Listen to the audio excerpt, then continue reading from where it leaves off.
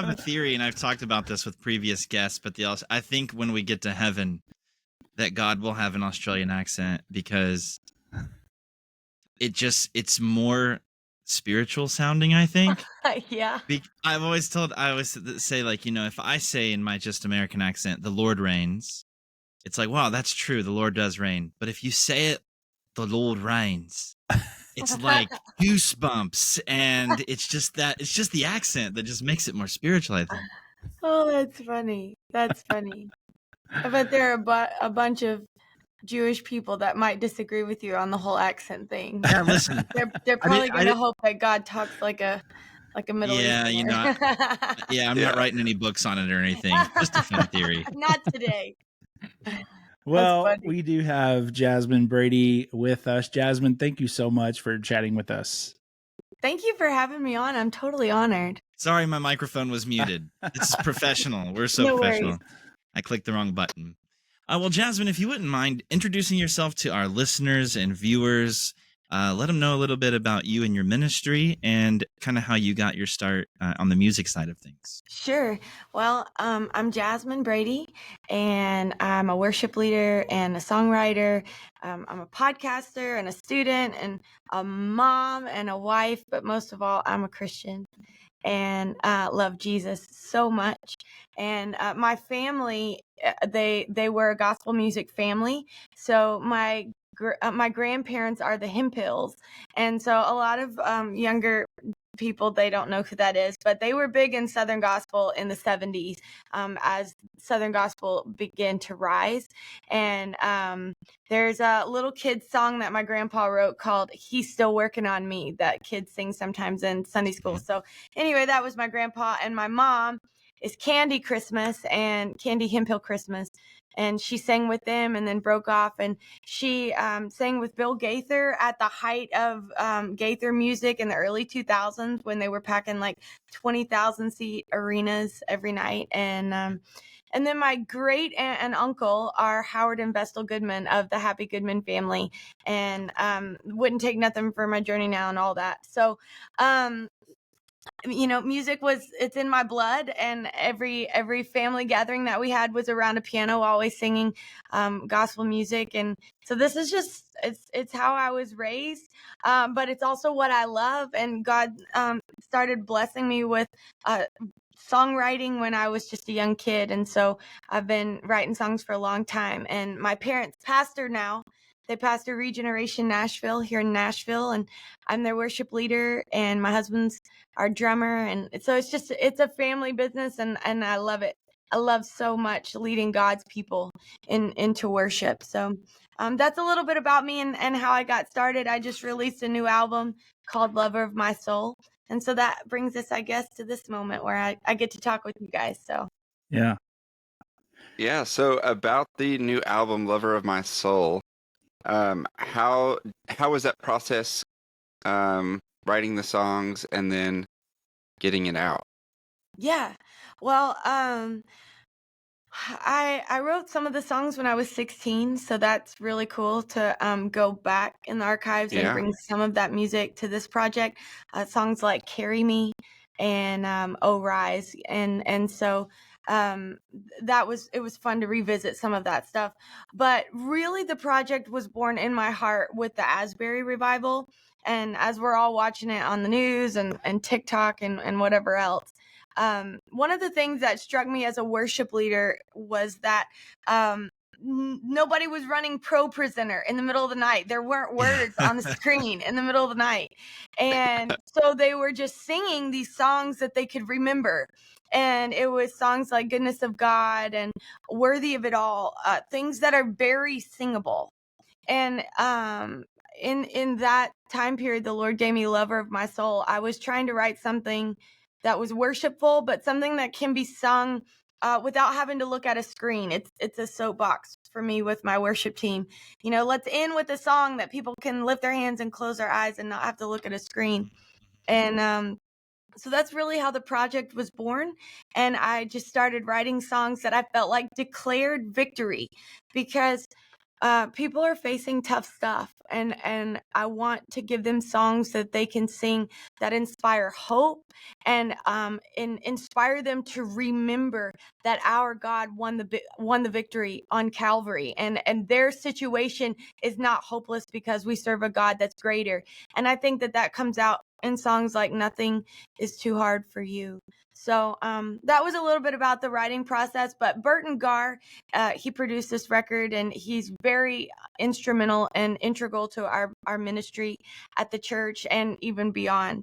And so I brought him this idea, and he said, yes, we have to do it. So he helped me kind of get the record in motion and helped bring it to the finish line. So it was a lot of fun.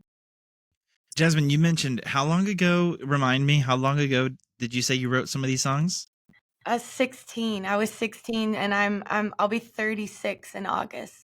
So okay, so what's that ago. Like going back and revisiting something you've done half your lifetime ago? And was that, did you rewrite, or was it always something you wanted to record and you just kind of came back around to it? Or were you digging in the attic and found a prayer journal? Like how'd that happen, you know? Yeah.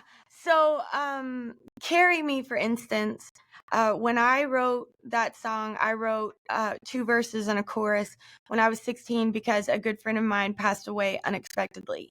And I wrote that through the eyes of grief, and it was a prayer to the Lord that he would carry me through that time because it was the first real loss that I had ever experienced. And my brother, he passed away unexpectedly in 2001. In 2001, is it 2001? And so it was we just celebrated 2002. Gosh, I'm getting all of my dates confused. Anyway, it's a little over 2 years ago now, so I guess it was 2002. And so I was looking for words. I think when those moments happen, you start looking for words to say, and the words that I penned when I was a young girl came back to my mind. Carry me on wings of eagles, carry me on wind that soars to you. But it was a little bit more sad than I wanted it to be because I think my faith has matured and my writing ability has matured. My theology, thank God, has matured.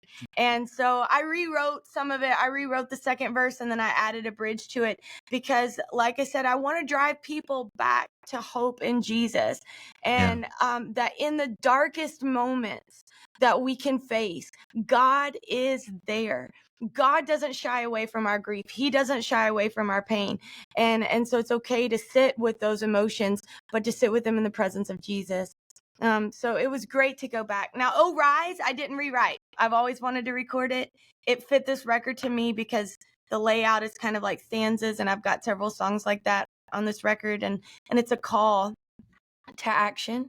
And I think that never before have we needed a call to action more than we do right now. So it was a fun experience remembering those songs and exploring them again. Yeah, so you could say that this album has been 20 years in the making then. I guess so, yeah. Well, Jasmine, this is a fan-based podcast, and so we will have listeners and viewers write in, and we had someone that is a fan of you. And her name is Jenny from Little Rock, and she wants to know the story behind your song, You Have Overcome. Oh, yeah. That's so cool. Thank you, Jenny, for the question. Thanks for writing in. That was from from the Shalom record, You Have Overcome. So that was 2 records ago. And I love that song. The chorus is like, hallelujah to the Lamb that was slain. Victory is yours. You have overcome. And I was really digging into some of the themes of the Old Testament. I won't sing the whole song, but the verse starts out, cloud rider, sea tamer, and those ideas of cloud rider, like Jesus will come back in the clouds because God, Yahweh, in the Old Testament, in the Torah, he is called the cloud rider. And I thought, I want a song that says that. Like, we need to know that he is a cloud rider, that Jesus calmed the seas because Yahweh is called the sea tamer.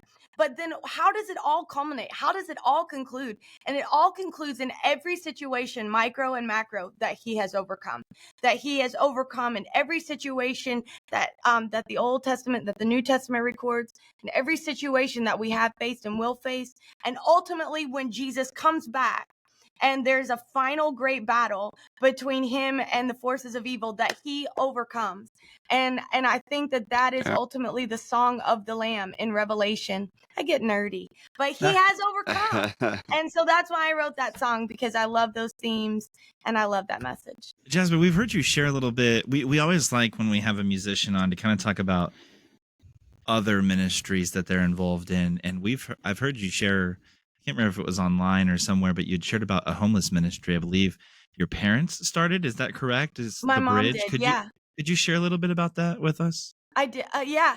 So my mom, when she left the Gaithers, she fell into a very deep depression because she had known music her entire life. She had been on the road singing since she was 13. And so all that she had ever known had kind of come to an end. And she was grappling with that and fell into a very deep, dark depression. And she met a man at that time that invited her to come and feed homeless people. And she went. And she made a huge pot of jambalaya, and these homeless guys came, and it was magic after that. An incredible ministry to the homeless was born, and she still to this day feeds thousands. She was preaching under the bridge tonight because she's never missed a Tuesday night in the 20 years. This is the 20th year of the bridge ministry, and she feeds like 5,000 to 7,000 school children every single week. And so I worked there at the Bridge Ministry for 12 years, and she does a giant church service underneath a bridge, and it's open air every Tuesday. And that's where I learned how to lead worship.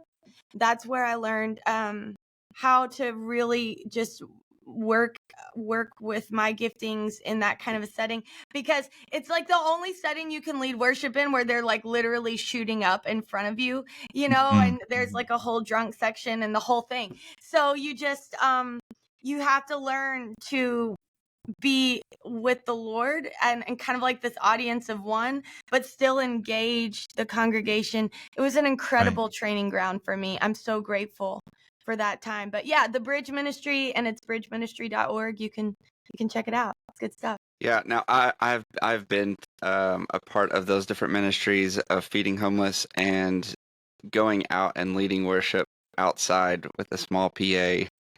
And it is definitely one of those trying times where you're just like, I got to lock in and do what I'm here to do, and just whatever is happening is happening.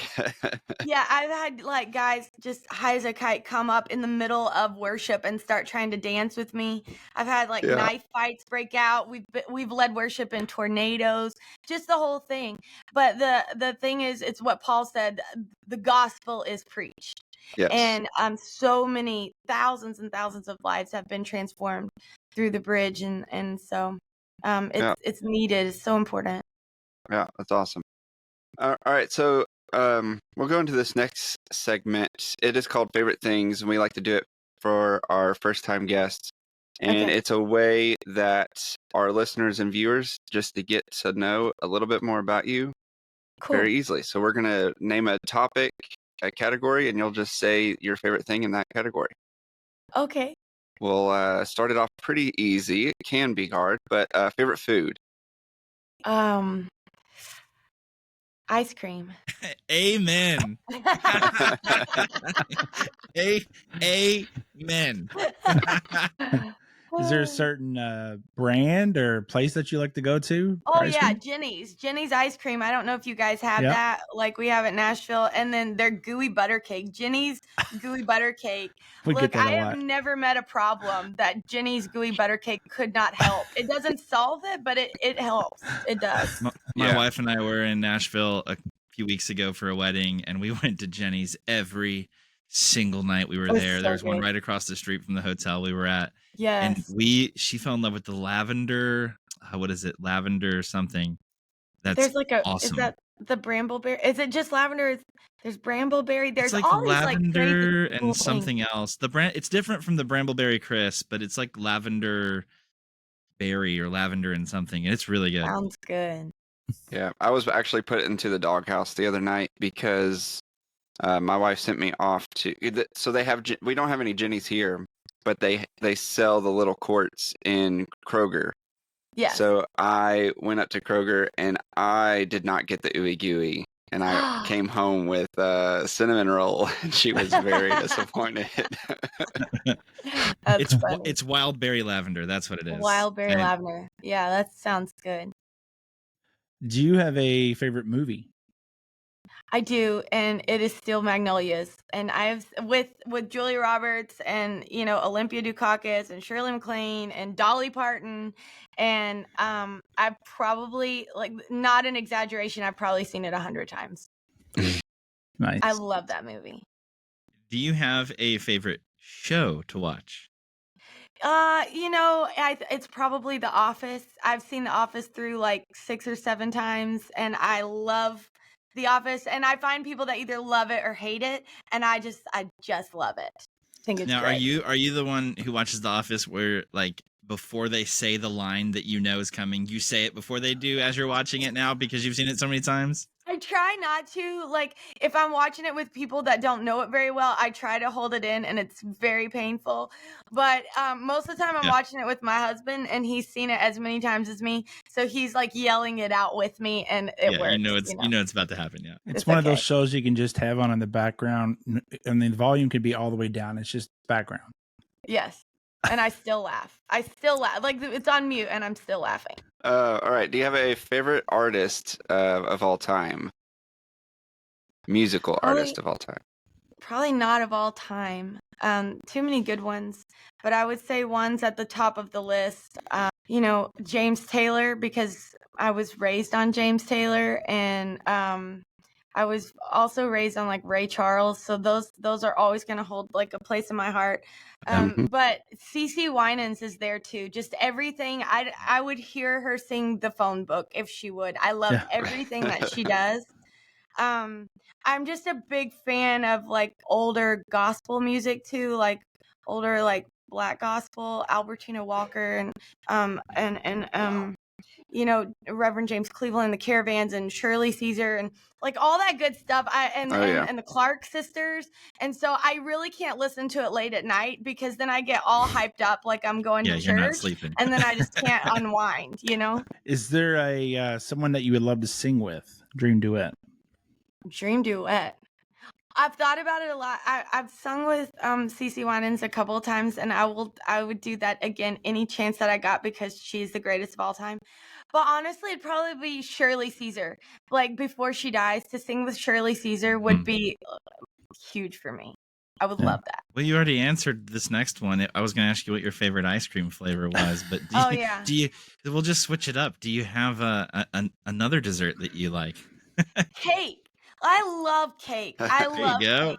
But I don't just love, like, I'm not like a fan of like Publix cake, like good cake. My mom and we have a podcast called Cake Talk, and we eat cake every single week together. Oh my gosh, that's amazing. And it's usually like a different cake every week. That's what we should have done. We should have done food podcasts, guys. Come on. Yeah, well, we talk about like Jesus and all this, and it's great, and then we just end it with cake. And right now I'm on a huge Tres Leches kick. Like Chewy's Tres Leches is so good, but there's this one little standalone bakery in town that makes just the best. It's so good. Yeah, my wife's from Mexico, and every time we go to visit her family, when we're down there, that's like one of the things that I have to get. I know the bakery that I go to, and I go there and I get it. The same guys worked there for a long time, and it's one of my favorite things to get when we're down there. Yeah, I love it. Jasmine, my dream is to go to Carlos Bakery and have Buddy make me the biggest cake ever and put whatever I want in it. And, yes, I went through a huge phase where I watched that show, and I want one of his cakes too. All of it. Yes. All right. Do you have a favorite podcast? I do. Hands down, the Bible Project. I don't know if you've ever heard of them. Oh yeah. But Mhm. Bible Project, I really don't want to tell you how big of a fan I am, but like huge, huge, huge. They have like close to 400 episodes. I've listened to every episode. I've watched every single video. They have classes. I think they have like 7 or 8 classes, and each class is like 16 hours long. And I've taken every single one of their Yeah, they classes. go in depth. I wrote them a thank you a few weeks ago, and it's like Tim and John are the main guys, and John's mom called me like because of my email that I wrote, and I talked to her on the phone for a long time. Those guys have changed my life, literally. I would recommend that podcast to anybody. I think probably one of the reasons why I'm in seminary right now is because of the Bible Project. So This might change from time to time, but do you have a favorite Bible verse? it changes, I think, for where I'm at. There's one about by this we have overcome even our faith. And I love that scripture about our faith. I think it's Deuteronomy 29:29 says the secret things belong to the Lord, but what has been revealed belongs to us and to our children. And I fall back on that a lot because I think that there's a lot of mystery. There's just things that we're never going to know. And it comforts me that those things belong to God, and I can rest in that. I have peace in that. I don't know. There's just so many good ones. Hard to name. Yeah. All right. Well, you have passed the favorite things. Yes. There was no controversy at all. Like usually the ice cream flavor, but that came out like off the bat. That ice It's cream because flavor I was said there. the right answer. There is a right answer, and it's the one that I said. That's Yes. the right answer. Yeah. Well, it's the ones that say mint chocolate chip. You got to pray for it because that's I agree toothpaste. with you. I agree. So, Jasmine, what is next for you, and how can our listeners and viewers keep up with you? We've started talking about releasing a single in the fall, so you can keep your ears open for that. I'm still writing and still excited about music and forward thinking. You know, the other thing that I do is I host a podcast called Holy Holy, and it's a 10-minute podcast about, I've invited people to read the Bible with me, and then we talk about it every week.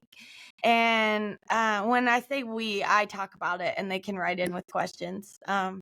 But that is growing, and it's a growing passion of mine as well. So more singing, more leading worship, more speaking, more studying. We're just going to keep on in all that God's called us to. But I think there are some exciting things ahead. So follow me on YouTube and on Facebook, and I'm on Spotify and Google Podcasts, Apple Podcasts, the whole thing. So there's a lot to look out for. Yeah. And Holy Holy is WHO and then HOLY, right? Like it's WHOLLY. different. So Okay. it's like to be whole, and then the second part is Yeah. holy HOLY. Yeah. Just making sure we send people to the right spot. No, thank you. I appreciate Yeah. that. Well, Jasmine, to wrap up, we'd like to see if you'd be willing to share something that God's been doing in your life recently that would help encourage and build up our listeners' and viewers' faith. Yeah, something that God has been doing recently.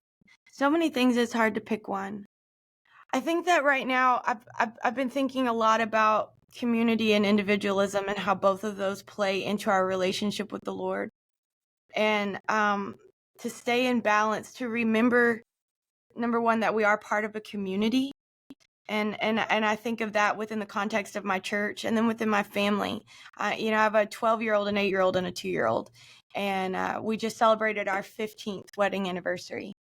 And I'm raising children, and I'm bringing them into the faith, and that's part of the community of it. And I'm leading people into worship every week. So to remember the place that we hold, the place that we play, that we're not just lone Christians out there that don't affect anyone. We're affecting our coworkers. We're affecting our friends. We're affecting our family. Even if we don't realize it, people are watching us and they're listening to us, and they're relating our relationship with Christ to theirs. And people model after us. We don't always realize that. But then also I've been thinking about my place individually, that public ministry doesn't replace private holiness. And I'm going to say that again because that has been ringing in my ears. Public ministry does not replace private holiness.